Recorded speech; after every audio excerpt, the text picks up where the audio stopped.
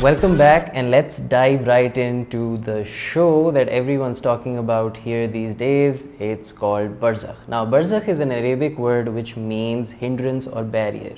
Literally, it translates to purgatory, which means a place which separates the living from the dead. Now, this drama is basically taken afterlife and turned it into a very interesting bureaucratic nightmare, which for Pakistani dramas is a very unique step, because usually they're just nightmares. So we kick things off with our main man, Jafar, or if you want to act very Angrez and want to speak his name in a more villainous manner, you can call him Jafar, who is about as ready for a wedding as a fish is for a dessert. He's 76 and he's decided that it's the perfect time to marry his long dead lover, because why not?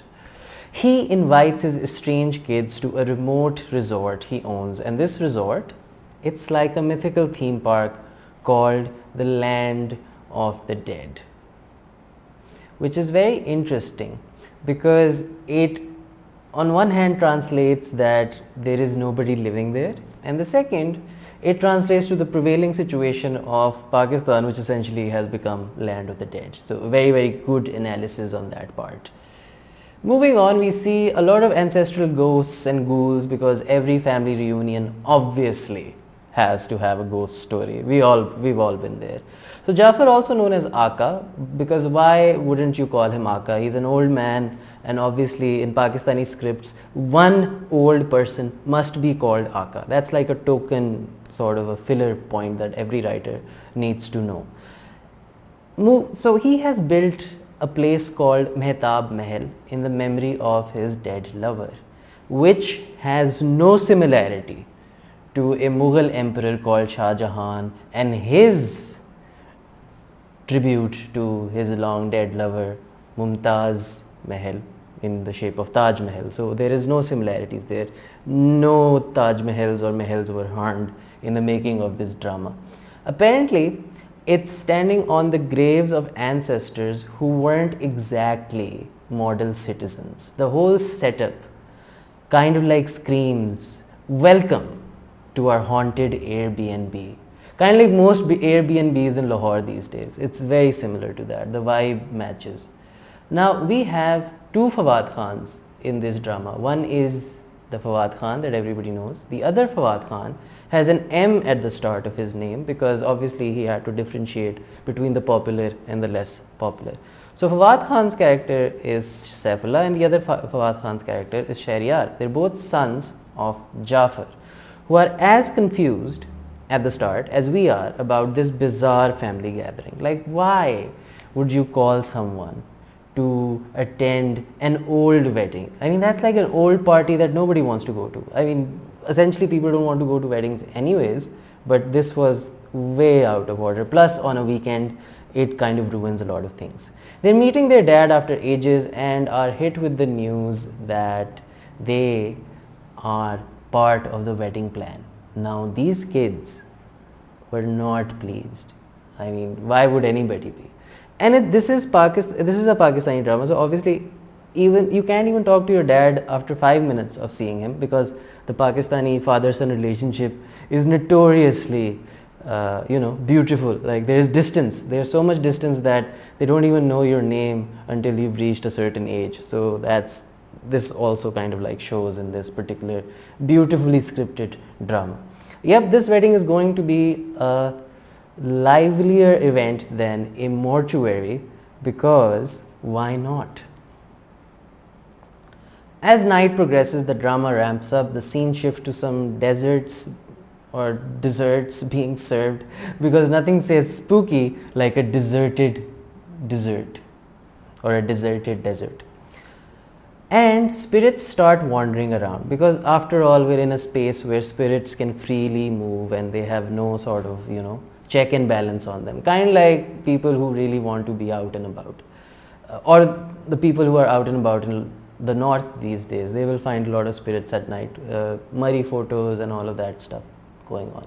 It's like a supernatural bake-off. because obviously we need to cater to the search engine optimization. I mean, Netflix's show Everything is Cake must be hinted at because people love cake, people love ghosts, people love people figuring out whether it's a cake or a ghost. So it works both ways.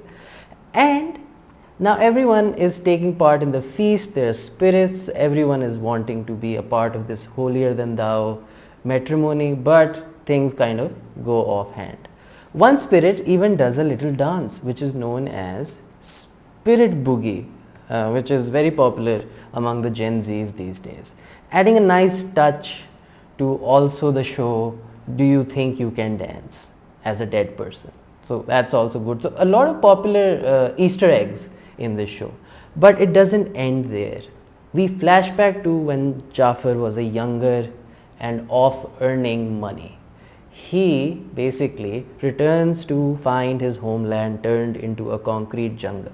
So he's basically talking about the main boulevard Lahore, which basically when he was younger was nothing, and then when he came back after a certain number of years, it was completely different.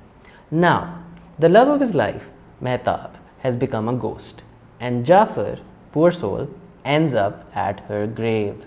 The episode does a fantastic job of blending the eerie with the absurd, leaving us with a supernatural soap opera, where obviously this guy is talking to a grave.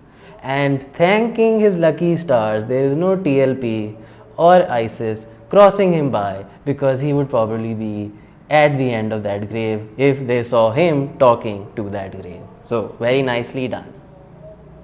Now let's sprinkle in some, Gen Z terminologies for our Gen Z viewers who might find waiting for a TikTok to load agonizing. Imagine being stuck in an eternal queue in the afterlife. Like, we don't even like lines. We're not British. Like, we like to cut lines. But here there are massive queues holding you back, and there's a guard at the end of the gate saying, "Sir, ये gate 3 बजे के बाद खुलेगा, अभी order नहीं है." And you're just standing there. What's happening? So imagine being stuck in that internal queue in the afterlife. Jafar's experience is like trying to get a response from a customer service on a Friday afternoon in Pakistan, because वो आपको hold पे छोड़ देते हैं, फिर उसके बाद आपको कहते हैं कि सॉरी ये नंबर मसरूफ़ है, आप बाद में कॉल करें, और वो बात कभी आती नहीं है. So this basically epitomizes the level of depth that it seeps into every sort of structure in our institutions. Everything is purgatory in Pakistan. And let's be honest, if Gen Z had to deal with this, they'd probably, start a hashtag campaign, hashtag afterlife bad, cancel afterlife, afterlife problems, me no do afterlife, so stuff like that, stuck in a limbo, hashtag stuck in a limbo. So it's all of that stuff that, Gen Z would like. But I think moving on to the other parts, Jafar's resort, when it's haunted by the ancestors, the theme sound is like a typical third world government office. You will hear elevator after elevator music, and it will feel like you're in one of those offices. We're not naming names, but let's call one office Nadra. I'm just saying. And our studio is leaking. There are ghost sounds coming from the studio as well, guys. I think everybody is keen to listen to this. Now, you think getting a driving license in Pakistan is tough? Try getting married to a ghost in the land of nowhere. It's kind of like getting married in the land of Pakistan. Because on every signal, if you get stopped by a policeman, especially Punjab police, they will ask for your marriage license. Whether you're sitting with your friend, your cousin, your actual wife, your second wife, your soon to be third wife, or your mother, they will definitely ask for it. So it is like that. Like, if somebody is dead, how are you going to legitimize that marriage? And that's what Barzakh is trying to get at, trying to figure out a problem that might exist with AI coming in, that how will we marry something that is not there. And let's talk about the performances. Well, starting off, Fawad Khan does an absolutely amazing job of being Fawad Khan. Not least bothered by his own acting, but he knows that he just needs to show up. And show up he does, with another token side character and also his female lead, Sanam Saeed, who basically create a very dynamic chemistry, and also, since we are in a mythical space, very dynamic physics as well, because they're both grounded. And in this ghost story, not ghost story, they light up every scene because they have to. It's a requirement of the production to light and bring in a good sense that everything can be seen. Even when they are surrounded by ghouls and goblins, things are lit up because they really want to show everything come to their faces. Asim Abbasi's direction, I feel, ensures that the episode is not only visually stunning but also packed with enough supernatural elements to keep you partially hooked. Like, you would occasionally take out your phone and scroll, but there are some scenes that will make you like sit up and take notice that, ooh, nice, is pahad pe to main chadha hua hu. Like, that sort of relativity is there. So however, there is a word of caution, which is some comments in the show might make for uncomfortable viewing. So maybe watch it with headphones, or don't, or just watch it in your room and lock the door, because there are some scenes which can make you say, did that just happen? Is this Pakistan? Is this really happening? Did they really just say that? So there are moments with that, which I think is a very interesting thing if you think about Pakistani dramas. And this guy, Asim Abbasi, has given us previous such controversial, edgy dramas like Chudail. So it's no surprise that he's really, pushing the envelope when it comes to such things. So in conclusion, Barzakh is a roller coaster of suspense with supernatural antics, family drama, all wrapped in a one bundle of pure ecstasy, if you want to look at it that way. Because what is a Pakistani drama without the family being in the drama?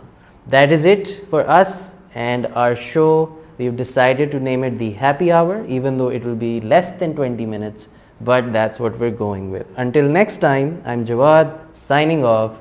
Bye.